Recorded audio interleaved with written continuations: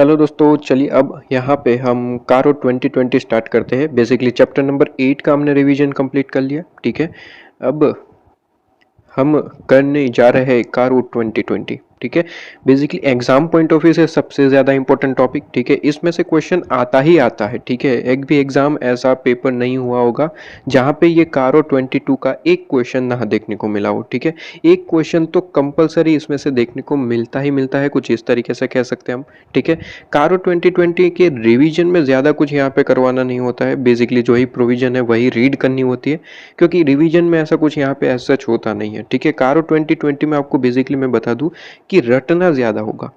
ठीक है, फिर भी मैंने कोशिश करी है कि मैंने चार्ट फॉर्म में कुछ नोट्स में आपको दिखाऊंगा, मैंने प्रिपेयर करे हैं, तो उसमें से हम पढ़ेंगे। ठीक है, तो आपकी अंडरस्टैंडिंग ज़्यादा बेहतर हो पाएगी और जो याद करने की जो आपको ट्रिक रहती है वो आपकी थियोरेटिकली सिंपल हो जाएगी। ठीक है, तो कारो 2020 स्टार्ट करते हैं सर। कहता है कि सर कारो 2020 का फुल फॉर्म क्या है सर? कंपनीज, कहता है कंपनीज ऑडिटर्स रिपोर्ट ऑर्डर 2020। ये बेसिकली एक तरीके का रिपोर्ट है। ठीक है, जो ऑडिटर को प्रिपेयर करना पड़ता है और कुछ कंपनी के केस में ये कंपलसरी बन जाता है। ठीक है, कुछ कंपनी पे ये कारो 2020 लगता ही नहीं है और कुछ कंपनी पे लगता है, तो उनको यहाँ पे फॉलो करना पड़ता है। एक तरीके की रिपोर्ट प्रिपेयर करनी पड़ती है और रिपोर्ट में काफ़ी सारी प्रोविजंस जो है वो फॉलो करनी पड़ती है। बस ये और कुछ नहीं है, क्वारो 2020 ज़्यादा कुछ नहीं, एक रिपोर्ट है जहाँ पे कुछ प्रोविजंस जो है वो आपको फॉलो करनी होती है। कुछ प्रोविजंस की बात करें तो टोटल 21 पॉइंट्स है जो आपको यहाँ पे फॉलो करने पड़ते हैं कारो 2020 रिपोर्ट के अंदर। ठीक है, एक एक करके पॉइंट देखेंगे, बहुत ज़्यादा सिंपल से पॉइंट है लेकिन पॉइंट ज़्यादा है, बस इतना है। यहाँ पे कोई डिफिकल्ट यहाँ पे कोई टॉपिक नहीं है। ठीक है, चलिए तो सबसे पहले तो बात करते हैं सर कारो 2020 अप्लाई कहाँ पे होता है। तो देखिए, लैंग्वेज सही से पढ़िएगा। यहाँ पे कहता है कि सर कारो 2020 जो है वो अप्लाई होता है एवरी कंपनी। इन रियलिटी कारो 2020 एवरी कंपनी पे अप्लाई नहीं होता, कुछ सिलेक्टेड कंपनी पे ही अप्लाई होता है। लेकिन सेंटेंस पूरा पढ़िएगा, आपको समझ आ जाएगा एग्जैक्टली वही चीज़ कहना चाहता है। लेकिन सेंटेंस यही याद रखेंगे जो लिखा हुआ है। कहता है कि सर जो कारो 2020 है वो अप्लाई होता है every company including foreign company, चाहे वो फॉरेन कंपनी ही क्यों ना हो उस पर भी कारो 2020 अप्लाई होगा। लेकिन फिर लास्ट में एक वर्ड लिख देगा एक्सेप्ट। एक्सेप्ट, ठीक है, एक्सेप्ट। एक्सेप्ट कहता है कि सर बैंकिंग कंपनी जो है उन पे कारो 2020 अप्लाई नहीं होगा। सबसे पहले वापस से रिपीट कर रहा हूं सर, कहता है यही लैंग्वेज याद रखनी है। ठीक है, और कोई लैंग्वेज नहीं, यही लैंग्वेज याद रखनी है जो लिखा हुआ है। इसलिए मैं बार बार यही रिपीट कर रहा हूं ताकि यही चीज आपके दिमाग में रहे। सर यही सेंटेंस लिखना है कि कारो 2020 जो है वो अप्लाई होता है एवरी कंपनी पे। ठीक है, हर एक कंपनी पे, चाहे वो फॉरेन कंपनी ही क्यों ना हो, हर एक कंपनी पे कारो 2020 अप्लाई होगा। लेकिन कुछ ऐसी कंपनी है जिस पे अप्लाई नहीं होगा, एक्सेप्ट कह रहा है। ठीक है, except banking company. Banking company पे कारो 2020 अप्लाई नहीं होगा। इसका कारण ये है कि बैंकिंग कंपनी के पास अपना खुद का एक्ट है। ठीक है, और अपने खुद के फॉर्मेट्स वगैरह है, तो वहां पे कोई दिक्कत नहीं आती। तो बैंकिंग कंपनी को कारो 2020 फॉलो करने की जरूरत नहीं, उन पे अप्लाई नहीं होगा। इसके बाद सेकंड, इंश्योरेंस कंपनी को भी कारो 2020 अप्लाई करने की जरूरत नहीं है। इसके बाद ऐसी कंपनी जो लाइसेंस्ड है, ठीक है, एज अ सेक्शन 8 कंपनी, जो सेक्शन 8 कंपनी है उन पे भी कारो 2020 अप्लाई नहीं होगा। और ऐसी 1% कंपनी एंड स्मॉल कंपनी, ठीक है, जो एज पर उनके खुद के सेक्शन के हिसाब से इनकॉर्पोरेट हुई है, उन कंपनी पे भी कारो 2020 अप्लाई नहीं होगा। तो टोटल मैंने अभी 4 पॉइंट कहा, पांचवा में कहूंगा टोटल 5 कंपनी ऐसी है जहां पे कारो 2020 क्या है सर, अप्लाई नहीं होगा। उसके अलावा हर एक कंपनी पे अप्लाई हो जाएगा बेसिकली। ठीक है, तो यहां पे कहते हैं सर, कहते हैं कि बैंकिंग कंपनी पे कारो 2020 अप्लाई नहीं होगा। इसके बाद कहता है इंश्योरेंस कंपनी पे कारो 2020 अप्लाई नहीं होगा। इसके बाद कहता है कि सर सेक्शन 8 कंपनी पे कारो 2020 अप्लाई नहीं होगा। इसके बाद 1+ कंपनी एंड स्मॉल कंपनी पे कारो 2020 अप्लाई नहीं होगा। तो इसे हाईलाइट करते चलिएगा। ठीक है, साथ ही साथ हाईलाइट करते चलिएगा तो वही बेहतर रहेगा। सर बैंकिंग कंपनी पे कारो 2020 अप्लाई नहीं होगा। ठीक है, एक्सेप्ट पे हाईलाइट करिएगा, ये वर्ड है एक्सेप्ट। ठीक है, इस पे कारो 2020 अप्लाई नहीं होगा। इसके बाद इंश्योरेंस कंपनी पे नहीं होता। इसके बाद ऐसी कंपनी जो सेक्शन 8 के हिसाब से इनकॉर्पोरेट हुई है, मतलब कि एनपीओ जो आप कहते हैं, नॉन प्रॉफिट ऑर्गेनाइजेशन, उस पे आपके पास में क्या है सर, कारो 2020 अप्लाई नहीं होगा। इसके बाद 1% कंपनी हो या फिर स्मॉल कंपनी हो, उन पे आपके पास में कारो 2020 अप्लाई नहीं होगा। और प्राइवेट कंपनी, ये इंपॉर्टेंट पॉइंट है, 5th पॉइंट, प्राइवेट कंपनी पे भी कारो 2020 अप्लाई नहीं होगा। लेकिन प्राइवेट कंपनी पे तब अप्लाई नहीं होगा जब वो कुछ कंडीशन को फॉलो करेगी, ठीक है, कुछ कंडीशन को कंपलसरी फॉलो करना पड़ेगा कंपनी को, प्राइवेट कंपनी को, तभी उन पे कारो 2020 अप्लाई नहीं होगा। अगर कंडीशन को फॉलो नहीं कर पाई तो उनको कारो 2020 के हिसाब से रिपोर्ट बनानी पड़ेगी, अप्लाई हो जाएगा बेसिकली, ठीक है। कंडीशन क्या क्या है, सारी कंडीशन फॉलो करनी पड़ती है। सबसे पहले तो देखिए, सबसे पहले कंडीशन, वो किसी की सब्सिडरी या फिर होल्डिंग कंपनी नहीं होनी चाहिए। किसी की से मतलब सर, किसी की से मतलब पब्लिक कंपनी, पब्लिक कंपनी की ये सब्सिडरी नहीं होनी चाहिए और पब्लिक कंपनी की होल्डिंग नहीं होनी चाहिए, ठीक है। तो प्राइवेट कंपनी होल्डिंग और सब्सिडी नहीं होनी चाहिए किसकी सर, पब्लिक कंपनी की। तो पब्लिक कंपनी की होल्डिंग भी नहीं चलेगी, पब्लिक कंपनी की सब्सिडरी भी ये कंपनी नहीं होनी चाहिए, मतलब कि एकदम से सेपरेट होनी चाहिए, पब्लिक कंपनी से कोई रिश्ता नहीं होना चाहिए बेसिकली, ठीक है। ये सबसे पहली कंडीशन हुई। इसके बाद ये सबसे पहली कंडीशन, इसे लिख दीजिएगा, ये सबसे पहली कंडीशन, फर्स्ट नंबर कंडीशन, ठीक है। फर्स्ट नंबर कंडीशन ये आपके पास में हो जाएगी, एक मिनट जरा, हाँ ये ओके, फर्स्ट नंबर कंडीशन, ठीक है। इसके बाद सेकंड नंबर कंडीशन क्या है, सेकंड नंबर कहता है कि सर आपका जो ये कंपनी का पेड अप शेयर कैपिटल है, ठीक है, पेड अप कैपिटल जो है आपके पास में वो 1 करोड़ रुपीज से एक्सीड नहीं करना चाहिए, not more than 1 crore rupees, ठीक है, not more than 1 crore rupees कहता है, ठीक है। On balance sheet date, balance sheet मतलब कि 31 मार्च को, ठीक है। तो बैलेंस शीट डेट को आपके पास में जो ये कंपनी की आपके पास में paid up share capital, reserve, ठीक है, और आपके पास में सरप्लस, इन सब का टोटल लगा के 1 करोड़ से एक्सीड नहीं करना चाहिए। अब ध्यान रहे सर, पेड अप कैपिटल लिखा है, इसका मतलब यहाँ पे क्या इक्विटी और प्रेफरेंस दोनों कह सकते हो, बिल्कुल कह सकते हैं, ठीक है। तो यहाँ पे पेड अप शेयर कैपिटल लिखा है, मतलब कि पेड अप कैपिटल आपका है, तो पेड अप कैपिटल, रिजर्व और सरप्लस, तीनों चीजें लेनी है। तीनों चीजों का जो टोटल है 1 करोड़ से एक्सीड नहीं करना चाहिए, 1 करोड़ से एक्सीड नहीं करना चाहिए बैलेंस शीट डेट को, ठीक है। ये आपकी क्या हो जाती है सर, सेकंड कंडीशन हो जाती है। तो यहाँ पे आप जो है सेकंड कंडीशन लिख सकते हैं, कंडीशन नंबर 2, ठीक है। इसके बाद यहाँ पे आ जाइए नेक्स्ट टॉपिक पे, नेक्स्ट टॉपिक मतलब कि नेक्स्ट कंडीशन पे कहता है कि भाई आपकी बोरोइंग जो है ना, टोटल बोरोइंग जो है वो 1 करोड़ रुपीज से एक्सीड नहीं करनी चाहिए। कहाँ से सर, फ्रॉम बैंक और financial institution at any point of time during the financial year. ये इंपॉर्टेंट टॉपिक है, इस पे क्वेश्चन पूछ लिया जाता है, ठीक है। एक बार क्वेश्चन यहाँ पे पूछ लिया जाता है, यहाँ पे थर्ड नंबर का ये कंडीशन हो जाती है, ठीक है। ये फर्स्ट, सेकंड और थर्ड नंबर की कंडीशन, थर्ड नंबर की कंडीशन जरा देखिएगा, यहाँ पे इंपॉर्टेंट पॉइंट है। कहता है कि सर ये जो कंपनी है प्राइवेट कंपनी, तीसरी कंडीशन ये कहना चाहता है कि सर ये प्राइवेट कंपनी की यहाँ पे लिख रहा हूँ, आपको दिखाई दे रहा होगा, ये प्राइवेट कंपनी की, ठीक है, ये प्राइवेट कंपनी की जो टोटल बोरोइंग है, ये प्राइवेट कंपनी की जो टोटल बोरोइंग्स है, ठीक है, ये जो टोटल बोरोइंग्स है ये 1 करोड़ से एक्सीड नहीं करनी चाहिए, ठीक है, 1 करोड़ से एक्सीड नहीं करनी चाहिए, नॉट मोर देन, इस तरीके से लिखते हैं, नॉट मोर देन, ठीक है, नॉट मोर देन आपके पास में क्या होनी चाहिए सर, 1 करोड़, 1 करोड़ से ज्यादा नहीं होनी चाहिए। लेकिन ध्यान रहे सर, ये बोरोइंग की बात कर रहा है फ्रॉम एनी बैंक और फाइनेंशियल इंस्टीट्यूशन, ठीक है, एनी बैंक और फाइनेंशियल इंस्टीट्यूशन से, मतलब कि या तो बैंक और फाइनेंशियल इंस्टीट्यूशन ये दोनों का ही मिला के, या फिर मैं एग्जांपल दूं सर, एग्जांपल दूं, कंपनी ने किसी पर्सन राम से, ठीक है, राम से यहाँ पे 50 लाख की बोरिंग ले रखी है, तो क्या ये इंक्लूड होगी 1 करोड़ में? आंसर इज नो, ये इंक्लूड नहीं होगी। ओनली एंड ओनली बैंक और फाइनेंशियल इंस्टीट्यूशन, ये दोनों से मिला के टोटल बोरिंग कितनी होती है वो देखनी होती है। और एट कहता है any point of time during the year, मतलब कि किसी भी दिन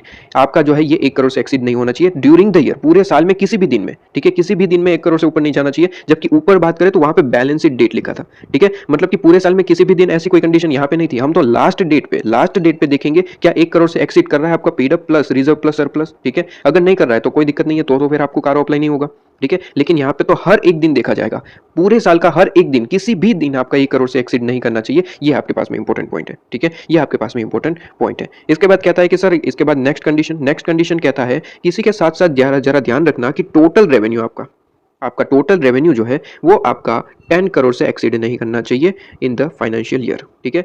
पूरे फाइनेंशियल ईयर में आपके पास में जो आपका टोटल रेवेन्यू है, ठीक है, वो 10 करोड़ से एक्सीड नहीं करना चाहिए, 10 करोड़ से एक्सीड नहीं करना चाहिए। रेवेन्यू का मतलब सर हर तरह का रेवेन्यू, चाहे आप जो है नॉर्मल बिजनेस से या फिर डिसकंटिन्यू कर रहा है कोई ऑपरेशन, ठीक है, वो ऑपरेशन से भी कुछ रेवेन्यू होता है, तो वो भी हर तरह का, इतना याद रखिए सर, हर तरह का रेवेन्यू इसमें ऐड होगा, ठीक है, हर तरह का रेवेन्यू। ओके जी, तो ये आपके पास में हो जाती है फोर्थ कंडीशन, ठीक है, फोर्थ कंडीशन। तो टोटल 4 कंडीशन अगर आप देखें तो, ठीक है। तो यहाँ पे एक बार वापस से रिपीट कर सकते हैं सर, कारो जो है यहाँ पे हर एक कंपनी पे अप्लाई होता है। कारो 2020 आपके पास में हर एक कंपनी पे अप्लाई होता है, लेकिन एक्सेप्ट कुछ कंपनी। कहता है कि सर बैंकिंग कंपनी पे कारो 2020 अप्लाई नहीं होगा, इंश्योरेंस पे नहीं होगा, स्मॉल कंपनी एंड आपके पास में small company and 1+1 person company पे अप्लाई नहीं होगा, और आपके पास में ऐसी कंपनी जो सेक्शन 8 कंपनी उस पे भी आपके पास में कारो 2020 अप्लाई नहीं होगा, और प्राइवेट कंपनी पे भी नहीं होगा, लेकिन सब्जेक्ट टू कुछ कंडीशन।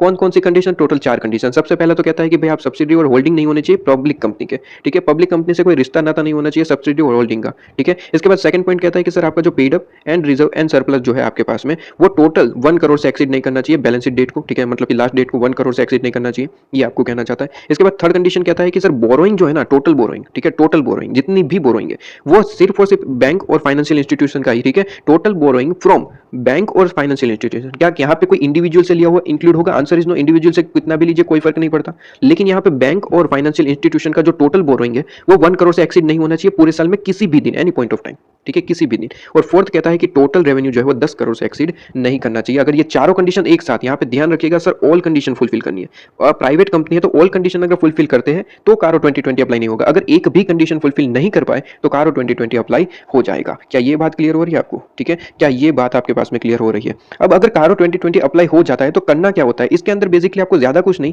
यहाँ पे आपको कुछ प्रोविजंस फॉलो करनी होती है, ठीक है। क्या क्या प्रोविजन है? कहता है कि 2 पैराग्राफ में आपको जो है ये सारे के सारे मैटर्स एक्सप्लेन किए गए हैं। कहता है para number 3, para number 4। Para number 4 तो कुछ है ही नहीं, पैरा नंबर 3 ही मेन है, जहां पे आपको 21 आपके पास में जो है मैटर्स आपको दे रखी है जो आपको फॉलो करनी होती है, ठीक है। चलिए एक एक करके डिस्कस करते हैं, लेकिन इसके लिए मैंने नोट्स प्रिपेयर कर रखे हैं, वहां पे ही आप जो है यहाँ पे आएंगे। देखिए आपके पास में मैंने पैरा नंबर 3 का जो है यहाँ पे मैंने क्या कर रखा है सर, नोट्स प्रिपेयर कर रखे हैं। ये नोट्स आपको क्या मिलेगा? आंसर इज नो, ये आपको नोट्स शेयर नहीं किए जाएंगे, ठीक है। आपको सिंपली क्या करना है, ये नोट्स मैंने वहीं से प्रिपेयर करे हैं जो आपका आईसीएम मॉड्यूल है, ठीक है। आईसीएम मॉड्यूल में ही ये सारे वर्ड्स आपको देखने को मिल जाएंगे। आपको करना क्या, हाईलाइटर लेके बैठना है, आईसीएम मॉड्यूल ओपन करना है, जो जो चीजें लिखी है उसको हाईलाइट करते चलना है बस, ठीक है। ये नोट्स आपको अवेलेबल नहीं होगी, लेकिन इन चीजों को आपको जो आईसीएम मॉड्यूल में आप ढूंढ पाएंगे बिल्कुल आसानी से, ये सारी चीजें वहीं से लिखी गई है, ठीक है। अगर कुछ पॉइंट ऐसे लगते हैं कि आपको जो है यहाँ पे स्टिकी नोट्स वगैरह लगाना चाहिए या फिर कहीं पे साइड में लिखना चाहिए, तो वो चीज आप लिख सकते हैं, ठीक है। बाकी सारे पॉइंट्स आपको जो है आईसीएम मॉड्यूल में मिल जाएंगे, ठीक है। कुछ ऐसे पॉइंट्स जो ना मिले तो आप लिख सकते हैं, ठीक है। चलिए तो यहाँ पे हम आगे बढ़ते हैं इसको। तो देखिए पैरा नंबर 3 में आपको डिफरेंट डिफरेंट क्लोजेस दे रखे हैं। सबसे पहले 1A की बात करें, ठीक है, सबसे पहले हम 1A की बात करते हैं यहाँ पे, ठीक है। तो सबसे पहले सर यहाँ पे बात करें सर क्लोज 1 की, ठीक है। तो आपके पास में कहता है कि आपका ये क्लोज 1 जो है वो नॉन करंट असेट से रिलेट करता है, नॉन करंट असेट से, ठीक है, नॉन करंट असेट से यहाँ पे रिलेट करेगा, ठीक है। अब देखते हैं सर 1A में क्या कहता है। 1A कहता है सर, ये आपको 1A याद रखने की जरूरत नहीं, लेकिन हाँ ये याद रखने की जरूरत है कि आपके पास में जो 1 है वो नॉन करंट असेट से लिंक करता है, ठीक है। इसके अंदर प्रोविजन आपको याद होनी जरूरी है, ये ज्यादा याद नहीं होगा तो चल जाएगा एक बार के लिए, ठीक है। वैसे याद होना जरूरी होता है, लेकिन लास्ट टाइम पे अगर याद नहीं है तो चल जाएगा, कोई दिक्कत वाली बात नहीं होगी, ठीक है। चलिए तो यहाँ पे कहता है कि सर आपके पास में record of PP, property plant equipment, कहता है कि सर अगर आप कारो 2020 अप्लाई हो जाता है आपके ऊपर, ठीक है, तो सबसे पहले कुछ प्रोविजंस फॉलो करनी पड़ेगी। उस प्रोविजंस में सबसे पहले फर्स्ट नंबर की प्रोविजन में देखें तो सर क्लोज ए के अंदर आपको 2 पॉइंट है। कहता है कि सबसे पहले तो एक काम करिए, आपके पास में जितनी भी प्रॉपर्टी प्लांट इक्विपमेंट है, ठीक है, उसका रिकॉर्ड मेंटेन करके चलना है, उसका रिकॉर्ड मेंटेन करके आपको चलना होगा, ठीक है। रिकॉर्ड में क्या क्या चीजें है सर, रिकॉर्ड में आपको यहाँ पे मेंटेन करके चलना है उसका पर्टिकुलर्स, ठीक है, प्रॉपर्टी प्लांट इक्विपमेंट के क्या पर्टिकुलर्स है, क्वांटिटेटिव डिटेल्स आपकी, ठीक है, कितनी कितनी है और क्या क्या चीजें है, और सिचुएशंस किस तरीके से वर्क कर रही है वगैरह चीज, ठीक है। तीनों वर्ड एज इट इज याद रखने, पर्टिकुलर्स, क्वांटिटेटिव डिटेल्स और सिचुएशन। प्रॉपर्टी प्लांट इक्विपमेंट के आपको ये 3 रिकॉर्ड आपको मेंटेन करके चलने हैं। अच्छा, इसी के साथ इनटेंजिबल एसेट भी आपके पास में होगी, ठीक है, इनटेंजिबल एसेट भी आपके पास में होगी। इनटेंजिबल एसेट का आपको सिर्फ और सिर्फ पर्टिकुलर मेंटेन करके चलना है। सर क्वांटिटेटिव डिटेल क्यों नहीं है? तो सीधी सी बात है, समझिए इनटेंजिबल एसेट है, इसकी कोई क्वांटिटी वगैरह तो होती नहीं है, सीधी सी बात है। गुडविल मान लीजिए एग्जांपल, गुडविल का क्या ही आप क्वांटिटी निकालेंगे, ठीक है। तो इसके लिए कहता है कि सर पर्टिकुलर वगैरह जो है मेंटेन करके चलिए।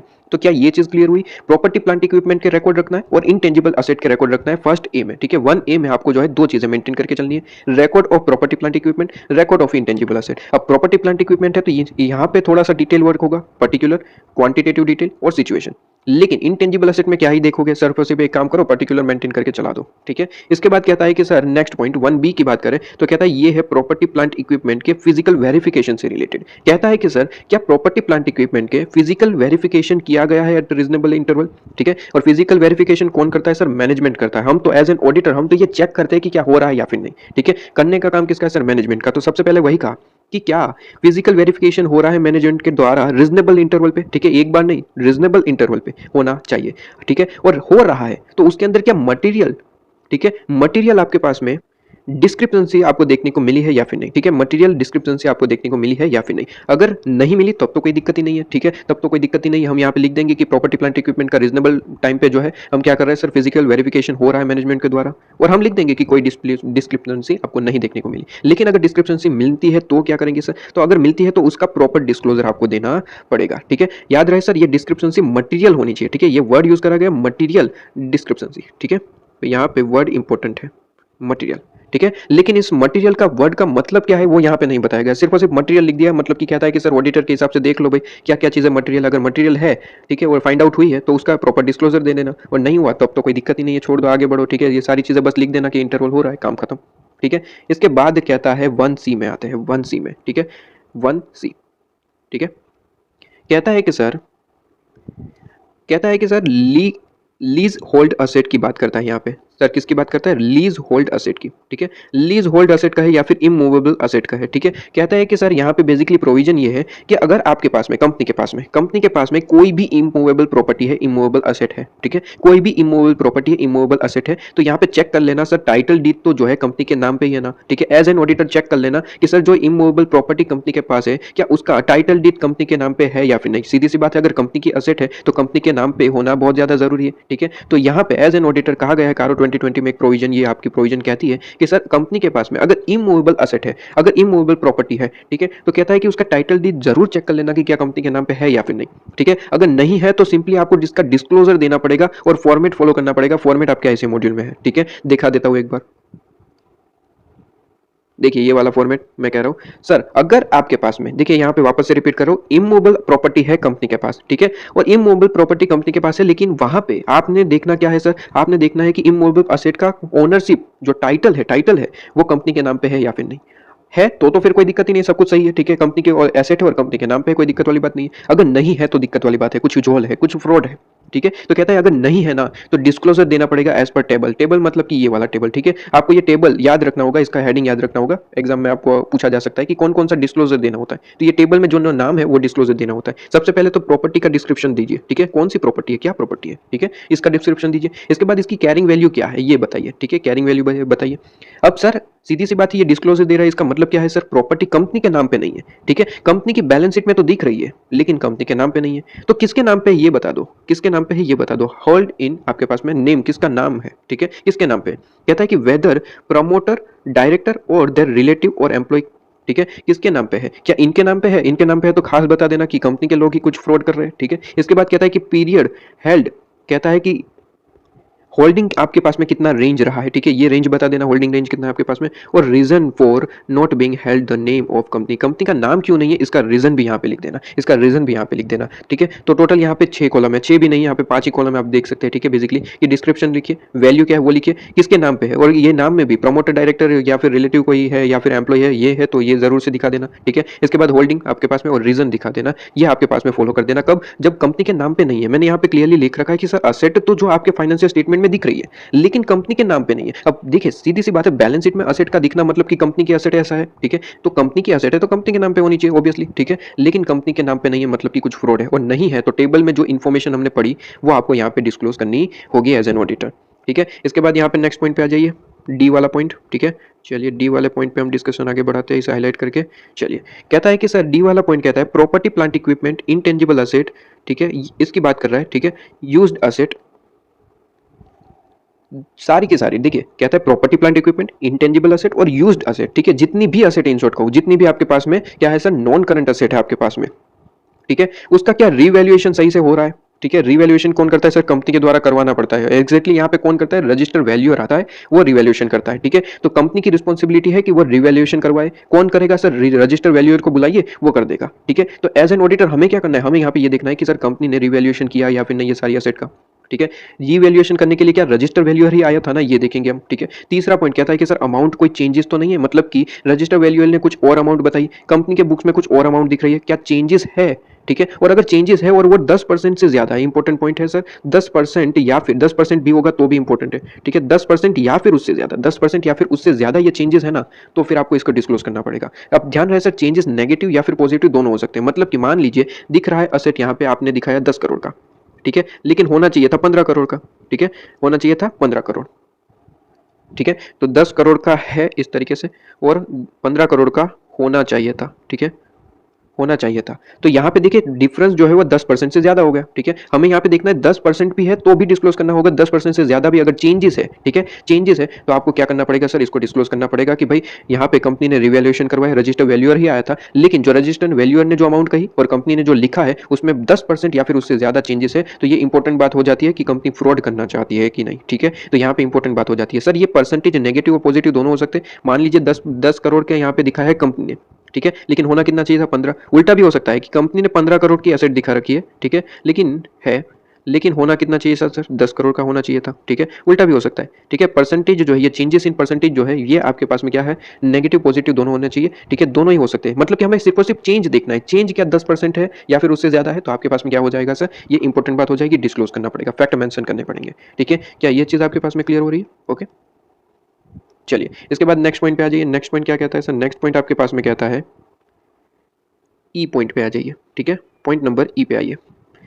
चलिए पॉइंट नंबर ई कहता है कि सर बेनामी प्रॉपर्टी, इंपॉर्टेंट पॉइंट है, एग्जाम में खूब पूछा जाता है, ठीक है। ये पहला वाला जो यहाँ पे आपके पास में देख रहे हैं ये क्लोज, ठीक है, ये पहला वाला क्लोज बहुत ज्यादा इंपॉर्टेंट है, इस पे क्वेश्चन आते हैं, ठीक है, इस पे क्वेश्चन आते हैं तो ये अच्छे से करिएगा पूरे का पूरा, ठीक है। इसके बाद यहाँ पे बेनामी प्रॉपर्टी, हेडिंग बेनामी प्रॉपर्टी। सर बेनामी प्रॉपर्टी का मतलब मैं बता दूं, बेनामी प्रॉपर्टी का मतलब होता है कि सर प्रॉपर्टी जो है किसकी है सर, कंपनी की है, प्रॉपर्टी जो है वो कंपनी की है, लेकिन यहाँ पे जो प्रॉपर्टी है वो कंपनी की है लेकिन कंपनी ने अपने नाम पे नहीं ले रखा है, ठीक है। बेसिकली मैं कहूँ सर यहाँ पे आपका ब्लैक मनी, ठीक है, कि कुछ प्रॉपर्टी आपकी ही होती है लेकिन दूसरों के नाम पे लेते हैं ताकि हमें जो है इसका टैक्स पे ना करना पड़े, तो इसे ही हम कहते हैं बेनामी प्रॉपर्टी कंपनी के लैंग्वेज में, कि कंपनी की property, asset is own by company, लेकिन आप उसे दिखाते नहीं है अपने बुक्स ऑफ अकाउंट में, क्यों, क्योंकि आप टैक्स बचाना चाहते हैं, ठीक है। तो यहाँ पे आपके पास में कहता है asset is own by company but not on the name of company, company के नाम पे नहीं है, कंपनी के नाम पे नहीं है मतलब क्या फाइनेंशियल स्टेटमेंट में नहीं दिखाएंगे, लेकिन उसका यूज तो जरूर करेंगे क्योंकि एसेट आपकी है। आपने फिल्मों वगैरह में देखा होगा कि सर बड़े बड़े लोगों के पास कार बंगलोज काफी सारी चीजें होती है, ठीक है, तो ये सारी चीजें में और भी ज्यादा कार्स वगैरह होती है, और भी ज्यादा बंगलोज होते हैं, और भी ज्यादा लैंड वगैरह होते हैं, तो वो दूसरों के नाम पे परचेज करके रखते हैं, ठीक है, ब्लैक मनी वगैरह। तो ये वही चीज कहता है कि सर कंपनी के पास भी ऐसी कोई चीज है जो कंपनी की है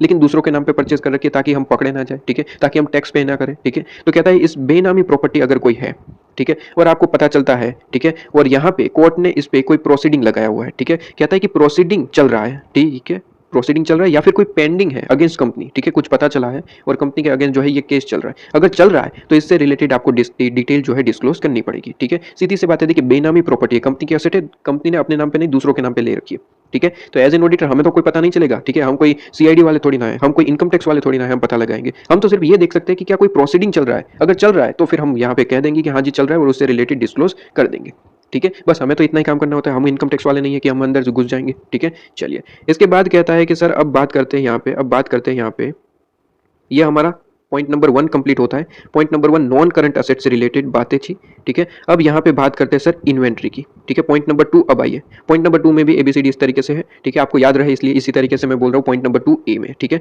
पॉइंट नंबर 2 ए में आप आ जाइए, पॉइंट नंबर 2 ए में आप डिस्कस करते हैं।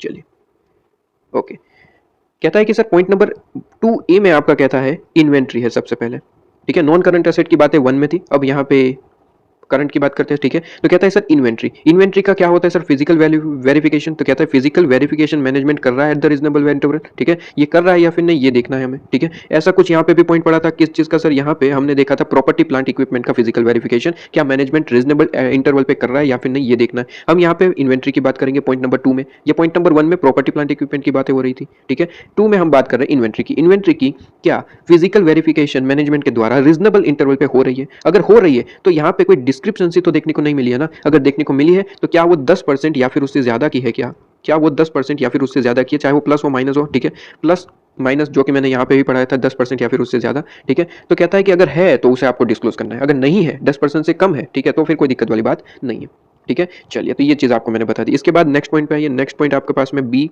ठीक है, कहता है कि सर वर्किंग कैपिटल से रिलेट करता है ये पॉइंट, ठीक है। कहता है working capital limit at any point of time during the year, अगर 5 करोड़ से ज्यादा हो जाती है सैंक्शन लिमिट, ठीक है। कहता है कि आपने जो है यहाँ पे बैंक कंपनी के बैंक के पास से जो सैंक्शन लिमिट है 5 करोड़ से ज्यादा है, ठीक है, किसके बेस पे सर, बेस ऑन सिक्योरिटी और करंट असेट पे आपने जो है कुछ यहाँ पे सैंक्शन लिमिट निकलवा रखी होगी, ठीक है। एडवांस अकाउंट में ये सैंक्शन लिमिट आप पढ़ के आते हैं, तो सैंक्शन लिमिट जो है 5 करोड़ से एक्सीड कर गई, किसके ऊपर सर, आपने कोई अपनी सिक्योरिटी दे रखी होगी या फिर करंट असेट दे रखी होगी उस पर, ठीक है।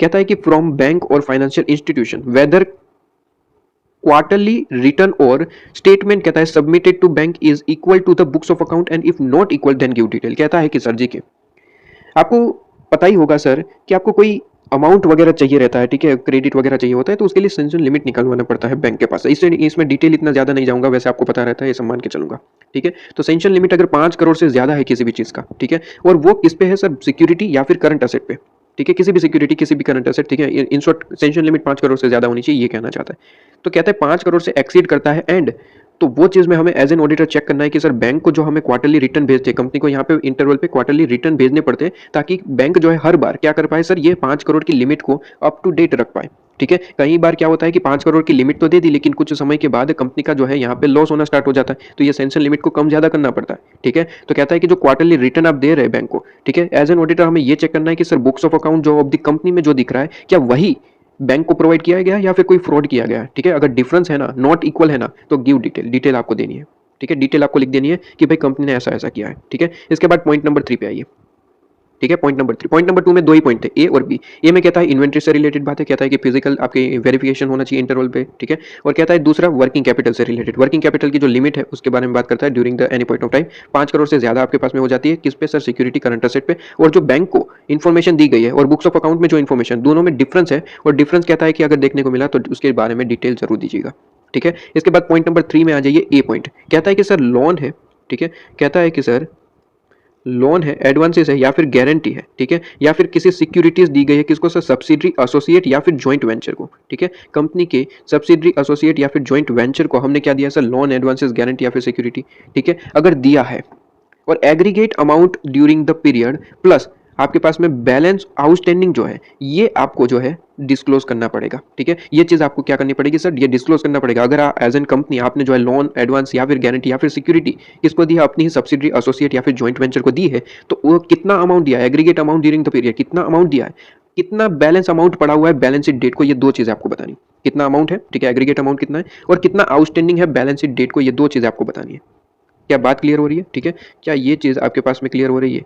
ये येलो कलर है ना, येलो से करते हैं, ठीक है। तो यहाँ पे वापस से लोन, एडवांसेस, गारंटी, सिक्योरिटी हम दे रहे हैं किसको सर, टू सब्सिडरी एसोसिएट और जॉइंट वेंचर, अपनी जॉइंट वेंचर को हम दे रहे हैं। तो क्या करना होगा सर, एग्रीगेट अमाउंट हमें लिखना होगा कितना दिया है, ठीक है, और कहता है कि सर बैलेंस शीट डेट को अभी कितना बाकी है, क्या कुछ पेमेंट हो गई है, और पेमेंट अगर हो गई है तो कितना अभी पेमेंट करना बाकी है उनके द्वारा, ये हमें देखना है, ठीक है, कहता है। इसके बाद कहता है कि सर लोन, एडवांसेस या फिर गारंटी या फिर सिक्योरिटी आपने कोई अदर पर्सन को भी दी है, ठीक है, अदर देन कहता है, अदर देन आपके पास में सब्सिडरी, जॉइंट वेंचर, एसोसिएट, तो भी सेम अमाउंट है, सेम आपको चीजें बतानी है, ठीक है। तो सर यहाँ पे सर ऐसा लिखने की क्या जरूरत थी, यही लिख देते कि सर कंपनी ने लोन, एडवांसेस, गारंटी और सिक्योरिटी किसी को भी दी है तो एग्रीगेट अमाउंट और बैलेंस आपको जो है देख, आउटस्टैंडिंग जो बैलेंस शीट डेट को है वो बता दो, ठीक है। ऐसा अलग अलग लिखने की क्या जरूरत थी जबकि दोनों तो सेम ही है। तो देखिए यहाँ पे बता दूं, ये अलग अलग लिखने की जरूरत इसलिए होती है कि जो इंटेंडेड यूजर होते हैं आपके फाइनेंशियल स्टेटमेंट के, उनको अलग से दिखना चाहिए कि सर कंपनी के खुद से जो सब्सिडरी, एसोसिएट और जॉइंट वेंचर जो जुड़ी हुई कंपनियां हैं, ठीक है, उनको कितना लोन दिया गया है, कितना एडवांसेस दिया गया है, कितनी गारंटी, ये अलग पॉइंट में होना चाहिए। और इनके अलावा कोई पर्सन है तो उनको अगर ये लोन, एडवांसेस दिए गए तो उनको अलग से दिखना चाहिए।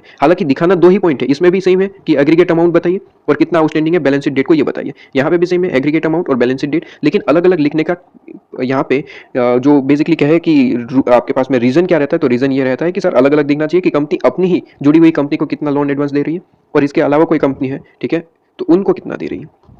एक चीज यहाँ पे ध्यान रखना सर, एक चीज यहाँ पे ध्यान रखना कि यहाँ पे जो एनबीएफसी होती है, ठीक है, एनबीएफसी कंपनी को यहाँ पे ये वाला रूल फॉलो करने की जरूरत नहीं है।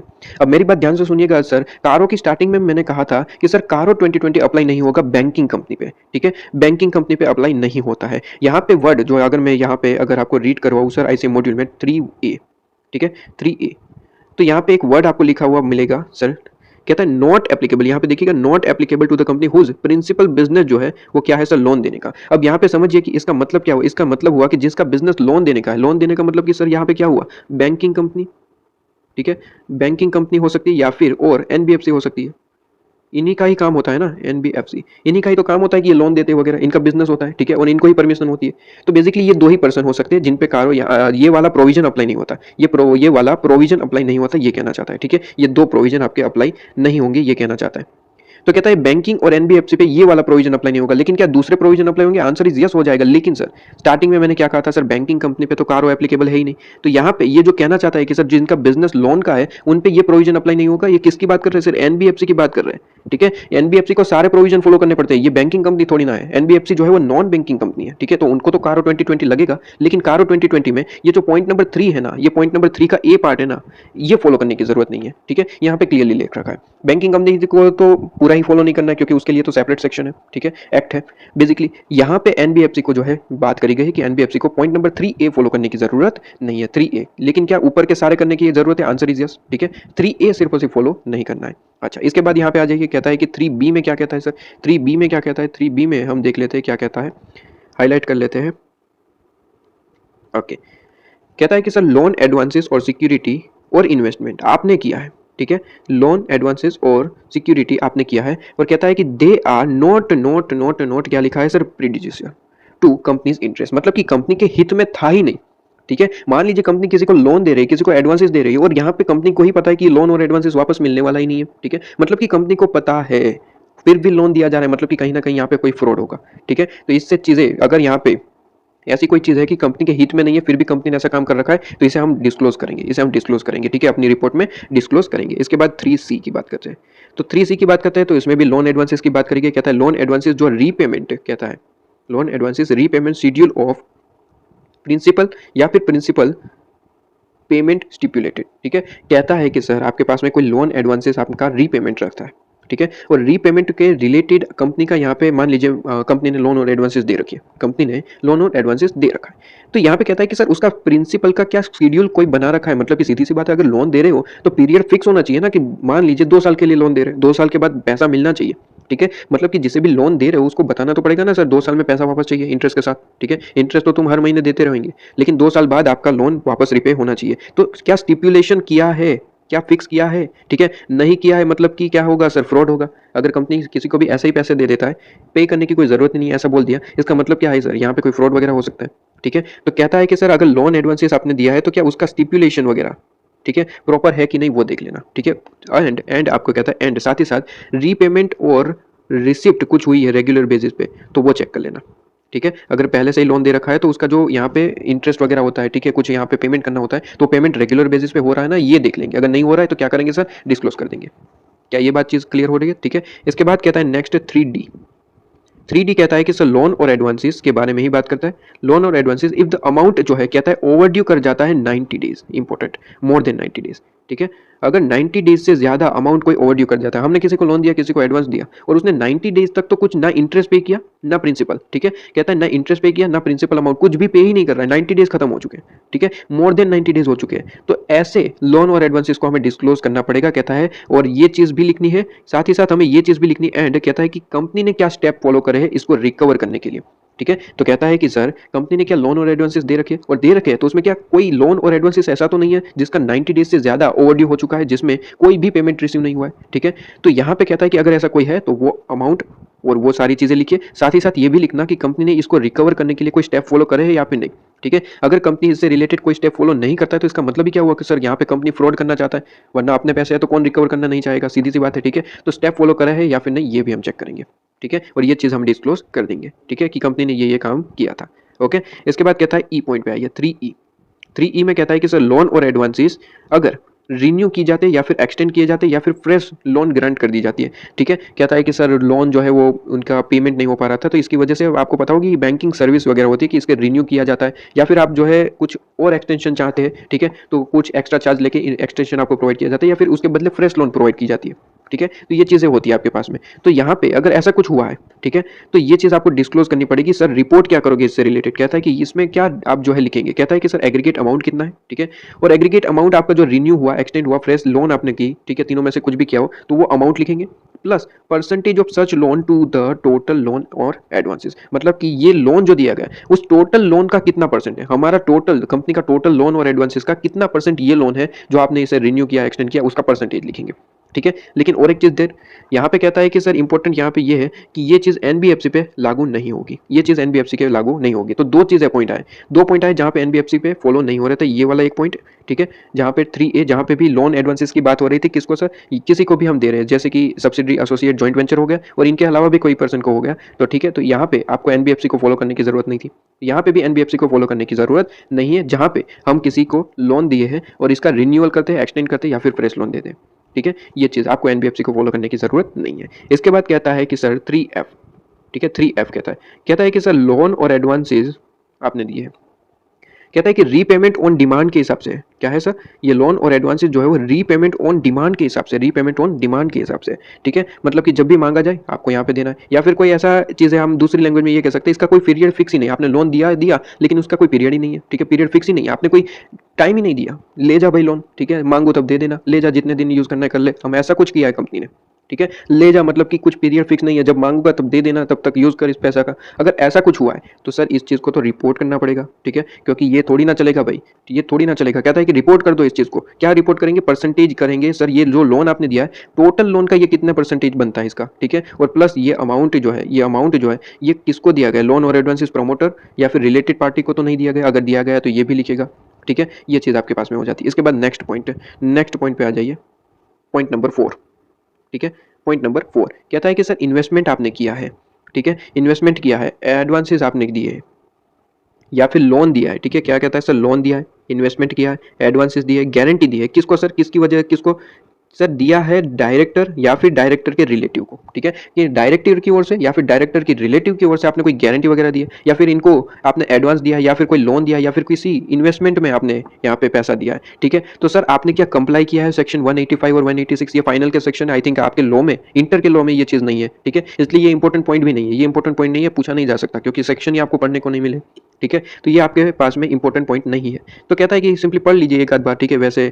ये इंपॉर्टेंट नहीं है, एग्जाम में नहीं आ सकता, कहता है कि सर कंप्लाई किया है सेक्शन 185 और 186 का, अगर नहीं किया है तो इससे रिलेटेड डिटेल आपको डिस्क्लोज करनी पड़ेगी, ठीक है। इसके बाद ये पॉइंट नंबर आ जाइए नेक्स्ट 5 पे, ठीक है, ये पॉइंट आपके लॉ के अंदर है, ठीक है, कहता है कि सर डिपॉजिट से रिलेटेड पॉइंट है, कहता है डिपॉजिट, ठीक है, अगर आपने एक्सेप्ट करी है, कंपनी ने अगर डिपॉजिट एक्सेप्ट करी है तो एक्सेप्ट करने के लिए कुछ रूल्स एंड रेगुलेशन होती है, ठीक है, जो आपको देता है आरबीआई, और आपके स्पेसिफिक सेक्शंस बनाए गए हैं सेक्शन 73 से लेकर 76 तक, ठीक है, एंड कंपनीज एक्ट, एंड कहता है आपके पास में कौन है सर, एनसीएलटी, ठीक है, ट्रिब्यूनल, तो ये सारी चीज़ों के जो यहाँ पे 3 पॉइंट है सर, आरबीआई, आपके पास में कंपनीज एक्ट के ये कुछ सेक्शंस और आपके पास में एनसीएलटी, इनकी डायरेक्शन को आपने कंप्लाई किया या फिर नहीं, ठीक है, ये टोटली आप लॉ में पढ़ के आते हैं, लॉ में आपने ये सारे सेक्शन भी पढ़े, तो ये इंपॉर्टेंट पॉइंट बन जाता है, पूछा जा सकता है, तो कहता है कि सर आरबीआई ने जो डायरेक्शन दी है वो सारे फॉलो करे, इसके बाद कंपनीज एक्ट में जो ये सेक्शन में चीजें गिवन है ये भी फॉलो करनी है, और एनसीएलटी का कोई ऑर्डर पास हुआ है तो ये भी कंप्लाई करना है, अगर नहीं किया कोई कॉन्ट्रावेशन कर दिया तो ये सारी की सारी चीजें आपको डिस्क्लोज करनी होगी, ठीक है,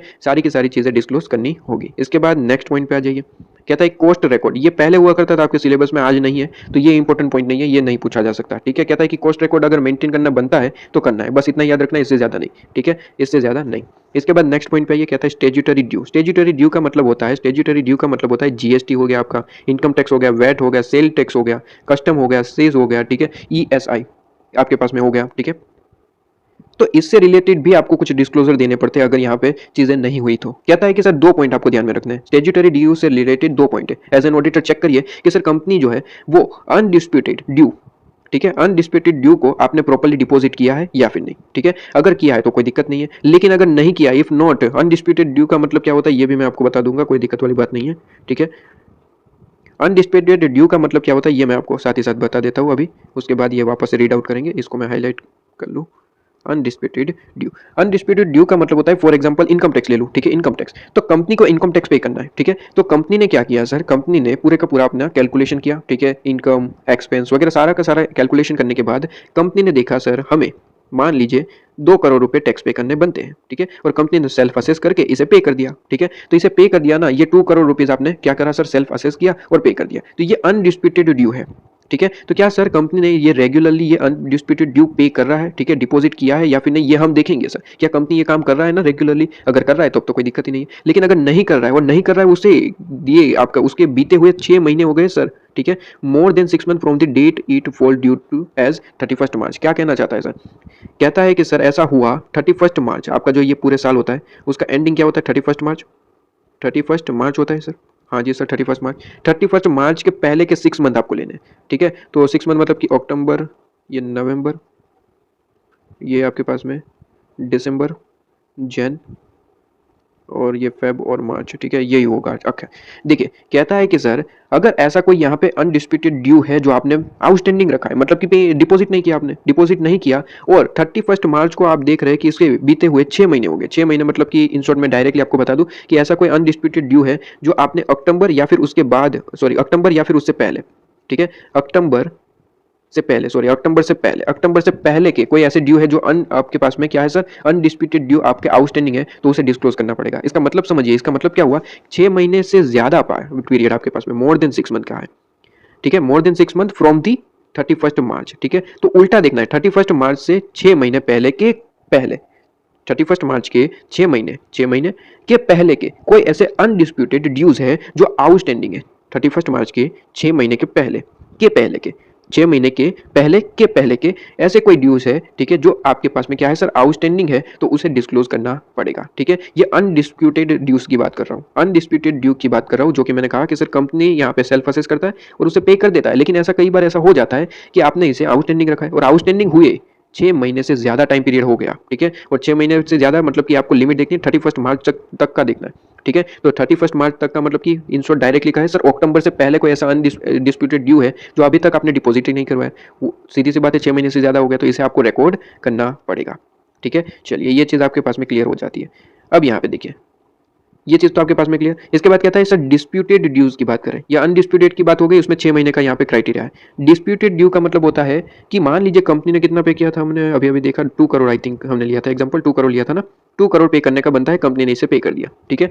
अब इनकम टैक्स डिपार्टमेंट ने देखा कि सर इस कंपनी को तो 3 करोड़ पे करने हैं और पे कितने हुए सर, 2 करोड़, ठीक है। कंपनी को तो टैक्स कितना पे करना है सर, 3 करोड़, ठीक है। इनकम टैक्स तो ये कह रहा है, तो इनकम टैक्स ने नोटिस डाल दी कंपनी को कि भाई आपको तो 3 करोड़ पे करने थे, आपने 2 करोड़ पे किए, गलती करी आपने, गलत करा है, ठीक है। तो इसे हम कहते हैं डिस्प्यूटेड। ये क्या है सर, डिस्प्यूटेड, मतलब कि पे जितना करना था उसमें कुछ वेरिफिकेशन, वेराइंस देखने को मिल रहा है। कहता है कि सर डिस्प्यूटेड ड्यूज है आपके पास में, ठीक है, जो आपने डिपॉजिट नहीं करे। यहाँ पे कितना डिपॉजिट नहीं हुआ, 1 करोड़, ठीक है।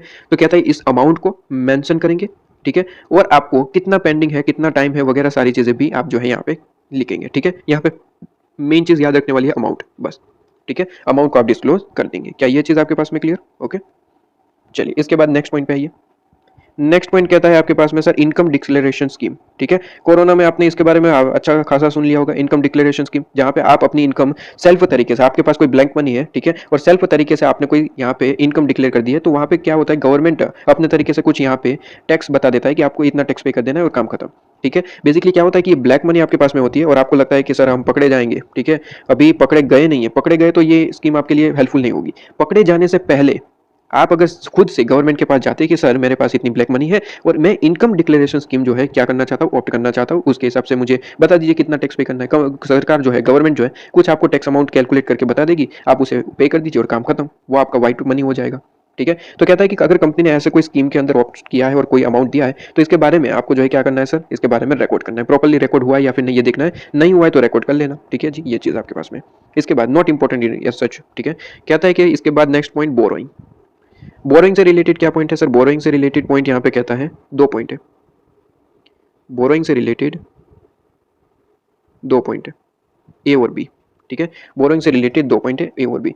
कहता है कि सर बोरोइंग, कहता है कि सर डिफॉल्ट इन पेमेंट या फिर रीपेमेंट ऑफ प्रिंसिपल और इंटरेस्ट टू एनी लेंडर। कंपनी ने कोई बोरोइंग ली है किसी लेंडर के पास से और उसके पेमेंट में, चाहे वो प्रिंसिपल हो चाहे वो इंटरेस्ट हो, इसके अंदर आपने डिफॉल्ट किया है, ठीक है। तो एज एन ऑडिटर आप अपनी रिपोर्ट में उस चीज का अमाउंट, ठीक है, उस चीज का अमाउंट और उस चीज का फॉर्मेट के हिसाब से जो भी हमने दिखा है वो सारी चीजें डिस्क्लोज करनी पड़ेगी। अब फॉर्मेट में क्या है, तो फॉर्मेट में आइए देख लीजिए क्या है फॉर्मेट में। कहता है कि सर अगर आपने, क्या है सर, किसी लेंडर के पास है, कंपनी ने क्या किया है सर, कंपनी ने लोन ले रखी है, बोरोइंग ले रखी है और उसका इंटरेस्ट का है या फिर प्रिंसिपल, आपने दो में से कोई भी पेमेंट नहीं करा है, डिफॉल्ट कर दिया आपने, ठीक है। तो कहता है कुछ चीजें डिफॉल्ट अगर आपने कर दिया तो कुछ चीजें आपको डिस्क्लोज करनी होगी। क्या चीजें, सबसे पहले तो नेचर ऑफ बोरोइंग क्या है, ठीक है, नेचर ऑफ बोरोइंग क्या है आपके पास में, नेचर ऑफ बोरोइंग क्या है, ठीक है।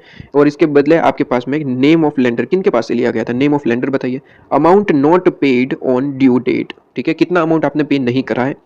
वेदर प्रिंसिपल और इंटरेस्ट आपके पास में, ठीक है, क्या प्रिंसिपल का अमाउंट था या फिर इंटरेस्ट का था, ये जो अमाउंट कहा ये प्रिंसिपल का था या फिर इंटरेस्ट का था या फिर दोनों था, ये सारी चीजें आपको दिखानी है। और नंबर ऑफ डेज, कितना आपने डिले किया, ठीक है, कितने डेज आपने डिले करी वो बताइए। और रिमार्क अगर आपको कुछ और भी लगता है तो वो भी बताइए, ठीक है। तो कहता है सर बोरोइंग का नेचर क्या है, लेंडर का नाम क्या है, अमाउंट कितना है, ठीक है, जो आपने पे नहीं किया, अमाउंट किसका था, प्रिंसिपल का था या फिर इंटरेस्ट का था, और आपके पास में कितना डिले किया, नंबर ऑफ डेज बताइए कितने डेज आपने डिले करे, और आपको कुछ यहाँ पे लगता है तो वो भी आप क्या कर सकते हैं सर, बता सकते हैं।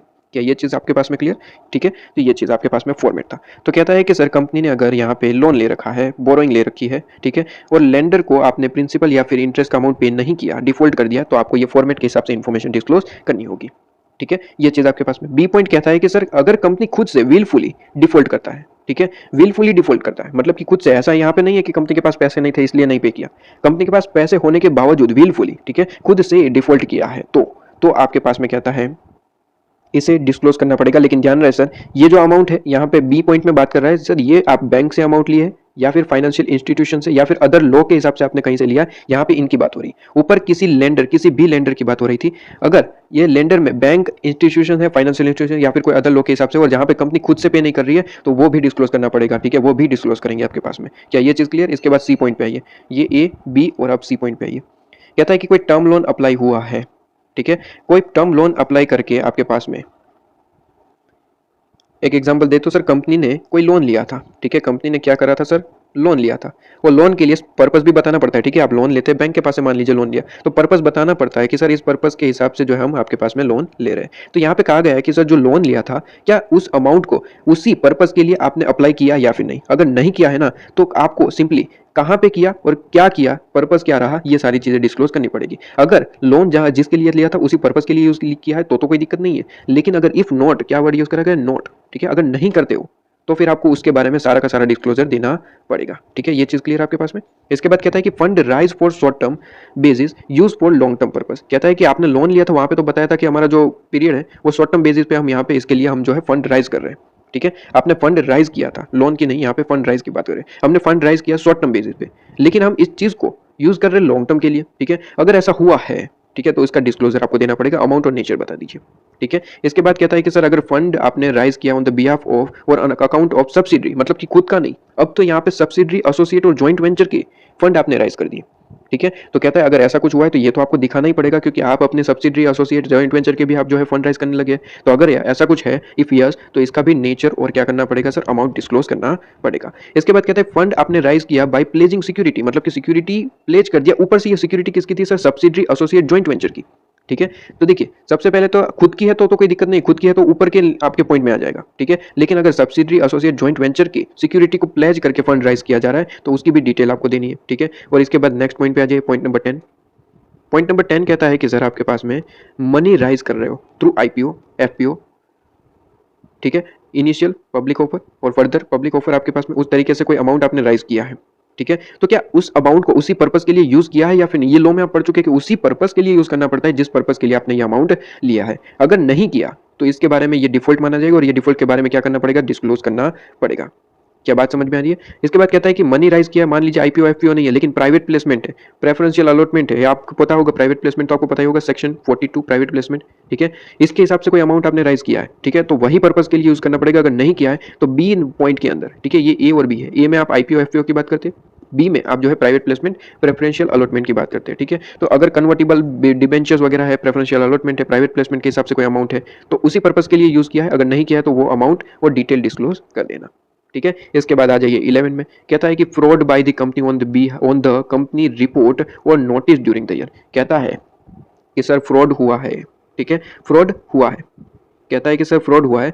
अब मान लीजिए कंपनी ने किया, बाय द कंपनी, या फिर कंपनी ने रिपोर्ट किया है, कंपनी को लगा कि भाई इधर कोई फ्रॉड हो रहा है तो उसने रिपोर्ट किया या फिर नोटिस किया है, ठीक है। तीन में से कोई भी हो सकता है, या तो कंपनी ने ही फ्रॉड किया या फिर कंपनी ने रिपोर्ट या फिर नोटिस किया है। तो अगर ऐसा कुछ हुआ है तो इसको तो सीधी सी बात रिपोर्ट करना ही चाहिए, फ्रॉड वगैरह इंपॉर्टेंट बात होती है, इसे रिपोर्ट करना ही चाहिए, सीधी सी बात है। इसके बाद सेक्शन 143 के हिसाब से अगर कोई रिपोर्ट आपको जो है चाहिए रहती है, मतलब कि आपको जो है फॉर्म फिल करना होता है, आपको पता ही होगा, लॉ में तो बेसिकली पढ़ते होंगे, एडीटी 4 आपको जो है क्या करना है सर, आपको देना है, राइट। इसके बाद क्या करेगा sir, auditor has consider whistle blower complain, ठीक है। कहता है कोई गलत यहाँ पे आपको जो है मुद्दे के बारे में, गलत मैटर के बारे में भी कोई कंप्लेन होती है तो ये भी ऑडिटर को कंसीडर करना रहता है। 3 पॉइंट है सर, फ्रॉड मिले हैं, ठीक है। अब फ्रॉड कहता है कि कंपनी के द्वारा हो सकता है या फिर कंपनी ने रिपोर्ट किया या फिर कंपनी के नोटिस में आया है, ठीक है। तो ये सारी चीजें डिस्क्लोज करिए। एडीटी 4 में फॉर्म फिल करना, और कहता है कि विसल ब्लोअर कंप्लेन है तो उसे भी ऑडिटर कंसीडर करेगा, ठीक है। इसके बाद कहता है कि सर आपके पास में नेक्स्ट निधि कंपनी से रिलेटेड पॉइंट है आपके पास में 12, निधि कंपनी, ठीक है। कहता है कि चलना चाहिए। अच्छा, यहाँ पे ध्यान रहे सर, अगर इन डिपॉजिट में ध्यान रहे सर, ये जो डिपॉजिट आप एक्सेप्ट करते हैं कंपलसरी, इसमें एटलीस्ट कहता है एटलीस्ट 10% ऑफ द डिपॉजिट अनइनकम्बेंस होना चाहिए। कहता है कि सर अनइनकम्बर्ड का मतलब होता है कि आपके पास में कह सकते हैं बेसिकली मॉर्गेज, हाँ आपने मॉर्गेज नहीं दिया है, ठीक है, मतलब कि इसके बदले एक डिपॉजिट के बदले कोई मॉर्गेज नहीं है, ऐसा एटलीस्ट 10% डिपॉजिट तो होना ही चाहिए जिसके बदले कोई मॉर्गेज नहीं है। इसके बदले कहता है कि इसके बाद नेक्स्ट पॉइंट कहता है default in payment of interest और रिपेमेंट ऑफ द डिपॉजिट, अगर कोई है तो उसका डिटेल भी आप जो है क्या करेंगे सर, डिस्क्लोज करेंगे। तो डिफॉल्ट भी है तो वो भी आप बताएंगे, ठीक है। तो पूरे का पूरा ये निधि कंपनी पे टोटल 3 पॉइंट है आपके पास में। कहता है निधि कंपनी का यहाँ पे रेशियो मेंटेन करके चलना। सेकंड कहता है एटलीस्ट 10% जो है अनइनकम्बर होना चाहिए। थर्ड पॉइंट कहता है कि कोई डिफॉल्ट नहीं करना, अगर डिफॉल्ट किया हुआ है तो क्या सर उसका डिटेल जो है डिस्क्लोज कर देना, ठीक है। ये चीज़ आपके पास में क्लियर। इसके बाद नेक्स्ट पॉइंट कहता है रिलेटेड पार्टी, अगर रिलेटेड पार्टी ट्रांजेक्शन है तो इसका डिस्क्लोजर करना जरूरी है, ठीक है। इसके बाद नेक्स्ट पॉइंट कहता है कि sir company has an internal audit system, ठीक है, कंपनी के पास प्रॉपर है आपके पास में इंटरनल ऑडिट सिस्टम है या फिर नहीं, और इंटरनल ऑडिट सिस्टम प्रॉपर है या फिर नहीं ये कैसे पता चलेगा। कहता है कि सर कंपनी के साइज और नेचर के हिसाब से आपके पास में ऑडिट इंटरनल ऑडिट सिस्टम होना चाहिए। इंटरनल ऑडिट सिस्टम कैसे होना चाहिए सर, कंपनी की नेचर और साइज के हिसाब से इंटरनल ऑडिट सिस्टम होना चाहिए, ये चीज़ इंपॉर्टेंट है, ठीक है। कहता है कि उसके हिसाब से है या फिर नहीं, और स्टैट्यूटरी ऑडिटर ने ये रिपोर्ट को, मतलब कि इंटरनल ऑडिटर की ये जो रिपोर्ट है उसको कंसीडर किया है या फिर नहीं, ठीक है। ये दो चीज़ आपको दिखानी है। तो कहता है इंटरनल ऑडिट सिस्टम, ठीक है, प्रॉपरली कंपनी के नेचर और साइज के हिसाब से है या फिर नहीं, और दूसरा स्टैट्यूटरी ऑडिटर ने इसे कंसीडर किया है या फिर नहीं, ठीक है। इसके बाद नेक्स्ट पॉइंट पे आ जाइए। कहता है कि non case transaction with director और पर्सन आपके पास में कनेक्टेड विद द डायरेक्टर। कहता है कि डायरेक्टर या फिर डायरेक्टर के कनेक्टेड कोई पर्सन है जिसके साथ कंपनी ने नॉन केस ट्रांजेक्शन किया है तो उसे भी डिस्क्लोज करना है। फॉर एग्जाम्पल अगर हम दें तो मान लीजिए कंपनी के पास, ठीक है, कंपनी के पास यहाँ पे कहीं ऑफिस है, कंपनी के पास क्या है सर, यहाँ पे कहीं ऑफिस है, ये कंपनी की ऑफिस है, ठीक है, ये कंपनी की क्या है सर, ऑफिस है, ओके। इसके बाद यहाँ पे कहता है कि ये कंपनी का डायरेक्टर है, ठीक है, कंपनी का डायरेक्टर, कंपनी के डायरेक्टर के पास यहाँ पे कोई एक मान लीजिए कुछ यहाँ पे लैंड है, ठीक है। अब कंपनी को यहाँ पे बिजनेस करने के लिए या फिर कोई XYZ कुछ भी रीजन के लिए ये लैंड चाहिए, ठीक है। तो कंपनी ने क्या किया, अपनी ये जो ऑफिस है वो डायरेक्टर को दिया, उसके बदले ये लैंड ले लिया हमने, ठीक है। तो यहाँ पे क्या है सर, नॉन कैश ट्रांजेक्शन है, ऑफिस का जो टोटली ऑफिस थी वो डायरेक्टर को दे दी गई, उसके बदले हमने क्या करा सर, ये लैंड ले लिया, ठीक है। तो यहाँ पे ऐसा कोई ट्रांजेक्शन है जहाँ पे कहा जाता है सर नॉन कैश ट्रांजेक्शन, ठीक है। अगर नॉन कैश ट्रांजेक्शन है और डायरेक्टर के कनेक्टेड पर्सन के साथ हुआ है तो उसे डिस्क्लोज करिएगा, ठीक है। इसके बाद कहता है कि सर NBFC से रिलेटेड यहाँ पे नेक्स्ट पॉइंट कहता है कि सर क्या कंपनी को रजिस्ट्रेशन करवाने की जरूरत है एज पर आपके पास में सेक्शन 45 IA।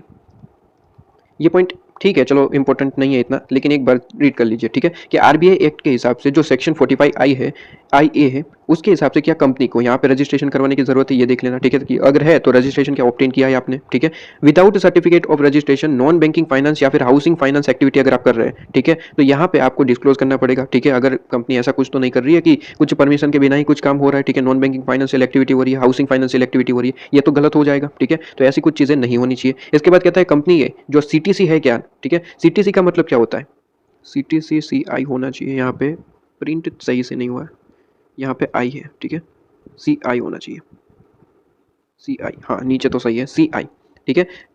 कंपनी क्या CIC है कि नहीं, CIC का मतलब होता है core investment company, core investment company है या फिर नहीं, अगर है तो आपने प्रॉपरली क्राइटेरिया को फुलफिल किया है या फिर नहीं, ठीक है, ये चीज़ हमें देखना है, ठीक है, ये चीज़ हमें देखना है। और कहता है कि अगर कोई ग्रुप है आपके पास में टोटल नंबर ऑफ, तो ग्रुप है तो आप टोटल नंबर ऑफ CIC के बारे में बताएंगे, ठीक है, कोर इन्वेस्टमेंट कंपनी, ठीक है। इसके बाद कहता है ये इतना इंपॉर्टेंट नहीं था, एक बार इसे रीड करके छोड़ दीजिए, ठीक है, कोई दिक्कत वाली बात नहीं होगी। अच्छा एक बार तो रीड ही कर लीजिएगा, ठीक है। कहता है कि नेक्स्ट पॉइंट कहता है आपके पास में weather company has made case laws, अगर कोई केस लॉस आपने किया है इन करंट और प्रीसीडिंग फाइनेंशियल ईयर, प्रीसीडिंग या फिर आपके पास में करंट, कहीं पे भी आपने केस लॉस किया है तो ये केस लॉस तो बहुत ज्यादा इंपॉर्टेंट होता है, ठीक है। अगर केस लॉस हुआ है तो इसका अमाउंट जो है आपको क्या करना है सर, डिस्क्लोज कर देना होगा, ठीक है। इसके बाद कहता है कि सर नेक्स्ट पॉइंट आपके पास में कहता है कि रेजिग्नेशन बाय वन और मोर, एक मिनट, हाँ, रेजिग्नेशन बाय वन और मोर स्टैट्यूटरी ऑडिटर।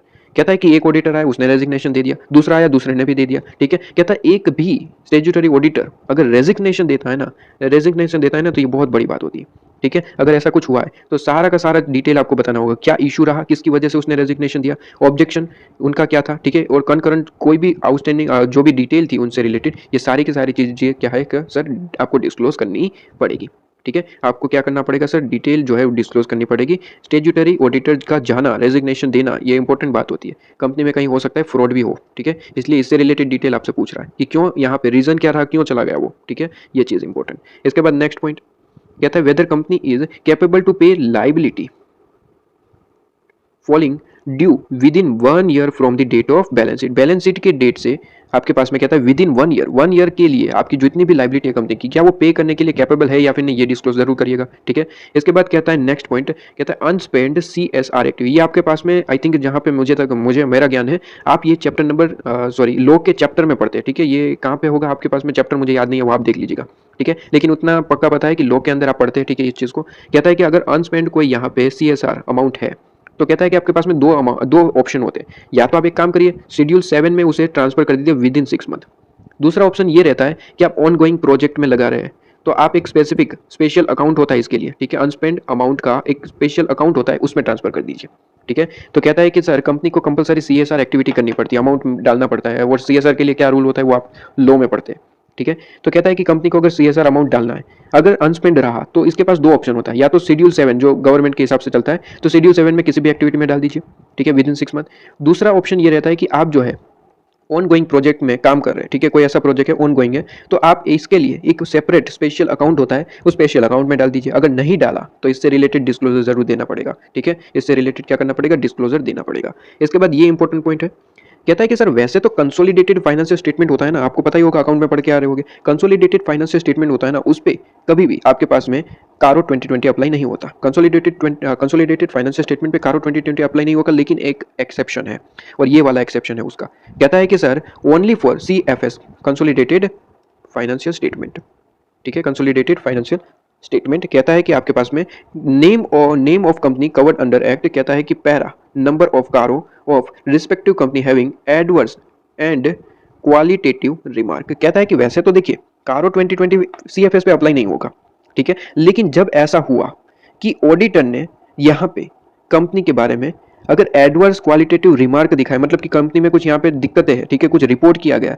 तो उस पे कारो 2020 अप्लाई होगा, वैसे नहीं अप्लाई होता, ठीक है। लेकिन कुछ एडवर्स यहाँ पे रिमार्क दिए गए, ठीक है, तो कारो 2020 फॉलो करना जरूरी होगा, और सारी की सारी जो प्रोविजन है उस पर अप्लाई हो जाएगी, ठीक है, उस पर अप्लाई हो जाएगी। ये आपके पास में पूरे का पूरा था कारो 2020। पैरा 4 सिंपल सा है, तो वो आप एक बार रीड कर लीजिएगा, उसमें कुछ यहाँ पे इंपॉर्टेंट नहीं है, ठीक है। पैरा 3 ही इंपॉर्टेंट है, जहां से क्वेश्चन खूब पूछे जाते हैं, याद रखिएगा, ठीक है। यहाँ पे एक और चीज NBFC से रिलेटेड खूब इंपॉर्टेंट पॉइंट, कहता है कि सर NBFC में ऐसा 2 ही पॉइंट है पूरे पैरा 3 में, जहां पे ये 2 पॉइंट प्रोविजन जो है वो NBFC पे अप्लाई नहीं होती। ये वाली प्रोविजन एक तो 3A में 2 पॉइंट है जो अप्लाई नहीं होते NBFC पे, और यहाँ पे ध्यान रहे सर ये वाला पॉइंट है, कहता है 3E भी जो है NBFC पे अप्लाई नहीं होगा। बाकी सारे के सारे पॉइंट जो है NBFC पे अप्लाई हो जाते हैं करके, ठीक है। तो पूरे का पूरा यहाँ पे आपका जो है कारो 2020 कंप्लीट हो जाता है। इसी के साथ ये चीज कंप्लीट, ठीक है।